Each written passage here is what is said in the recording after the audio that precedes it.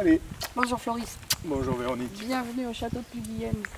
Alors le voici dans toute sa splendeur, le château Renaissance par excellence.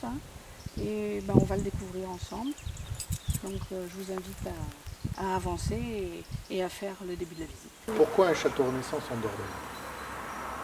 Parce que le premier propriétaire était un proche de François Ier et qu'il a vu se construire les châteaux de la Loire.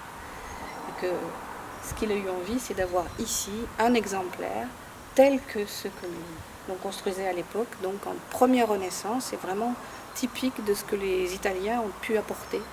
Et tout ce décor que l'on voit sur les toitures, ce sont les sculpteurs italiens qui ont travaillé sur les châteaux de la Loire, qui sont venus le réaliser ici. Et c'est le modèle unique Camperedo. Alors, où sommes-nous et où allons-nous après? Alors là, nous sommes entrés dans le château par le premier vestibule. C'est l'entrée de réception. En fait, tout ce que l'on veut faire, c'est le grand escalier de réception. Il y a plusieurs parties au château. Nous sommes là dans la partie apparat. Et de l'autre côté, ce sont la partie des appartements, donc avec 6 appartements au total. Le grand escalier d'honneur, l'escalier en vis, là, eh bien, il présente plusieurs paliers. Et le premier vestibule, celui-ci, c'est du gothique flamboyant.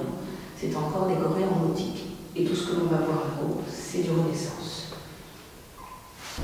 Alors, une des salles les plus appréciées du château, c'est cette magnifique salle des combles, avec la charpente qui est restée à nu, qui n'a plus de torchis, puisque ça nous permet de voir justement toute la structure. Et c'est une très belle charpente en chêne. Et là, dans ce château-là, dans cette partie du château, il y a des éléments qui sont encore du XVIe, d'autres qui sont récents, mais il y a une grande partie des éléments qui datent encore du XVIe. Là, nous sommes arrivés dans la base de la grosse tour ronde, la tour que l'on voit à l'extérieur et qui ressemble à ces tours de château fort, en fait, au donjon.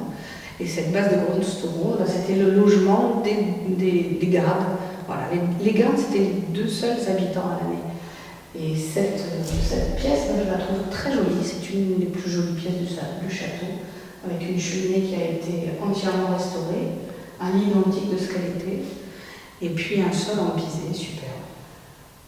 Voilà, et les armes. Et les armes. Des armes authentiques, mais plus anciennes que la période du château malgré tout. Voilà, oui, c'était plus d'actualité.